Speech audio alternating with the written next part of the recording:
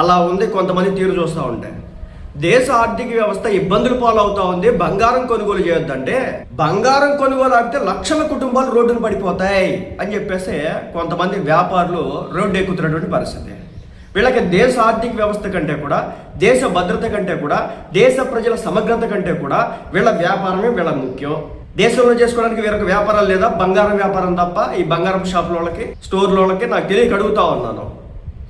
Import చేసుకోవాలి నువ్వు బంగారం, నువ్వు ఇక్కడ బంగారం తయారు చేయలేము కాబట్టి ఇంపోర్ట్ డ్యూటీస్ చాలా ఉంటాయి, డాలర్స్లో పే చేయాలి కాబట్టి ఈ పని చేయొద్దు అన్నందుకు మోడీ గారి మీద ఏడుస్తూ ఉన్నారు.